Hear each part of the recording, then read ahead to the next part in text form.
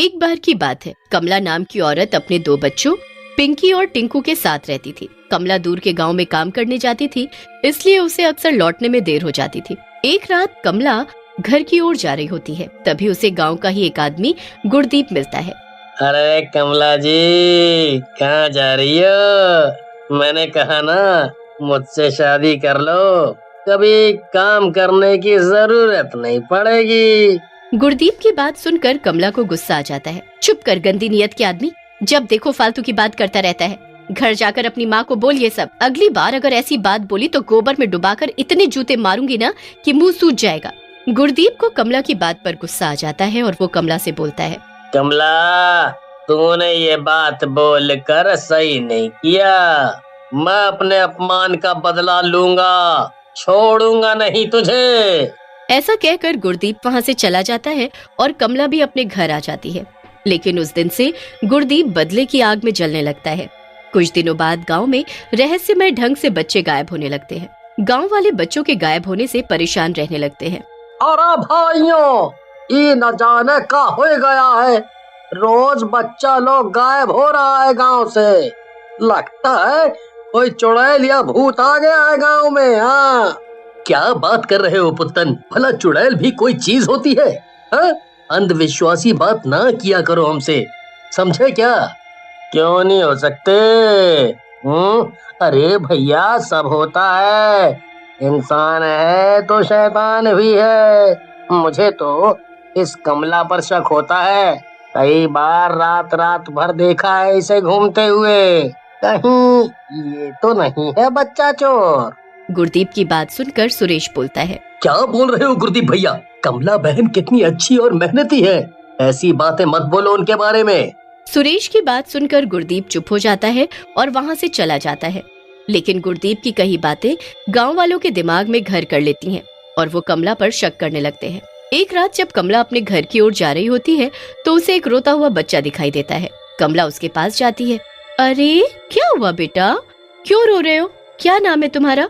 मेरा नाम पीकू है आंटी, मैं अपने घर का रास्ता भूल गया हूँ।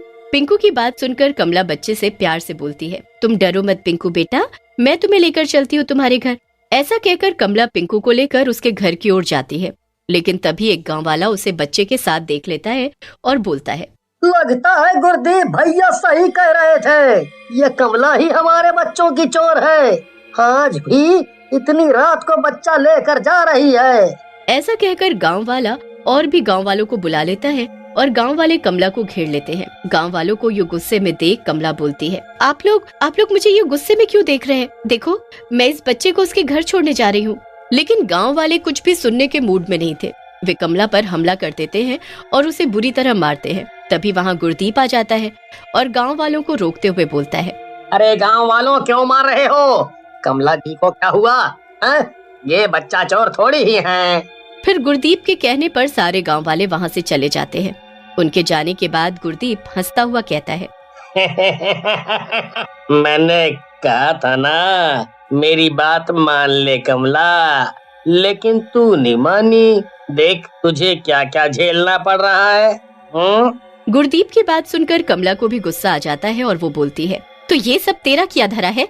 मैं तुझे छोड़ूंगी नहीं, मैं गांव वालों को सब कुछ बता दूंगी। कमला की बात सुनकर गुरदीप हंसने लगता है और बोलता है, कोई गांव वाला तेरी बात पर विश्वास नहीं करेगा, समझी? अब या तो तू मुझसे शादी कर ले, नहीं तो मैं तुझे कहीं का नहीं छोड़ूंगा। ऐसा कहकर गुरदीप वहाँ से चला जाता है। अपने अपमान से कमला बहुत दुखी हो जाती है और एक कुएं में कूदकर आत्महत्या कर लेती है। अगले दिन कमला की लाश गांव वालों को कुएं से मिलती है। वहीं खड़ा हुआ पुत्तन बोलता है, अरे सुरेश भैया, कोई मजबूरी नहीं थी इस बेचारी को, ये सब इस गांव के लोगों का किया धरा है। इन लोगों ने बेचारी कमला को मार डाला। फिर पुत्तन सुरेश को रात की सारी घटना बताता है, जिसे सुनकर सुरेश बहुत दुखी होता है और गाँव वालों से बोलता है, गाँव वालों, तुमने ये सही नहीं किया। एक बेगुनाह औरत को तुमने मरने पर मजबूर कर दिया। ऐसा कहकर सुरेश वहाँ से चला जाता है। उसी रात गांव में जोर जोर से आंधियां चलने लगती हैं और जोर से बिजली कड़कती है। और वहाँ कमला एक चुड़ैल के रूप में प्रकट हो जाती है। इन गांव वालों ने मुझे मरने पर मजबूर कर दिया, मैं इन्हें नहीं छोड़ूंगी, इन सबको मार डालूंगी। ऐसा कहकर चुड़ैल गांव पर खून की बारिश करने लगती है। गांव वाले खून की बारिश देखकर घबरा जाते हैं और बोलते हैं, अरे ये सब क्या हो रहा है? खून की बारिश कहाँ से हो रही है? लगता है कौन विपत्ति आने वाली है गांव पर। अरे सनी भैया, ये सब तुम लोगों का किया धरा है। तुम लोगों ने ही उस निर्दोष कमला को मारा था ना, वही बदला ले रही है। पुत्तन की बात सुनकर सारे गांव वाले चुप हो जाते हैं और वहां से चले जाते हैं। अगली सुबह खून की बारिश की वजह से गांव में चारों तरफ खून ही खून फैल जाता है और गांव वालों की फसलें खराब हो जाती हैं। अपनी खराब फसलों को देखकर गांव वाले रोने लग जाते हैं और बूढ़े सरपंच के पास जाते हैं। अरे सरपंच जी, हम सब गांव वालों की फसल खराब हो गई, हम क्या करेंगे, क्या खाएंगे? आप कुछ करो सरपंच जी। सनी, ये सब तो तुम लोगों को कमला की हत्या करने से पहले सोचना चाहिए था। तुम लोगों ने बिना सोचे समझे एक जान ले ली। उसी रात चुड़ैल फिर गांव में आ जाती है और हंसते हुए कहती है, गांव वालों बाहर निकलो, नहीं तो सबको घर के अंदर ही मार डालूंगी। लेकिन चुड़ैल के डर से कोई भी घर से बाहर नहीं निकलता। ये देख चुड़ैल को गुस्सा आ जाता है और वो बोलती है, तो तुम लोग बाहर नहीं निकलोगे, कोई बात नहीं, मैं ही निकालती हूँ तुम सबको बाहर। ऐसा कहकर चुड़ैल पूरे गांव पर धुआं छोड़ देती है। चारों तरफ धुआं ही धुआं हो जाता है और लोगों को सांस लेने में तकलीफ होने लगती है और गांव वाले बाहर आ जाते हैं। तुम लोग बाहर आ गए, देखो मुझे दुष्टों, आज तुम्हारी वजह से मेरी क्या हालत हुई है। मैं एक चुड़ैल बनकर रह गई हूँ। चुड़ैल की बात सुनकर सनी बोलता है, हमें माफ कर दो चुड़ैल जी, हम लोगों को पता नहीं चला ये सब कैसे हो गया, हमें माफ कर दो। अगर आप ऐसे ही प्रदूषण फैलाती रही तो एक दिन हम गांव वाले मर जाएंगे। लेकिन चुड़ैल सनी और गांव वालों की बात सुनकर हंसते हुए कहती है,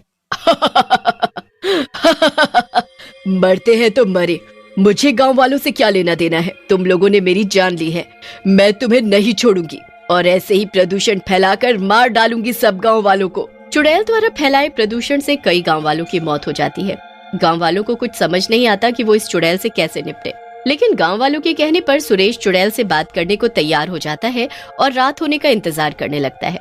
रात में चुड़ैल गांव में आती है और पूरे गांव में कूड़ा ही कूड़ा फैला देती है। तुम गांव वाले गंदे दिमाग के हो, इस दिमाग में भरा कूड़ा इस गांव के अंदर भी आना चाहिए।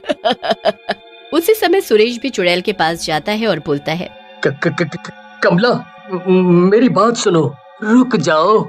सुरेश की बात सुनकर चुड़ैल बोलती है, तुम बीच में मत बोलो सुरेश, इन गांव वालों ने बिना सोचे समझे मेरे साथ इतना गलत किया, मैं इनको नहीं छोड़ूंगी।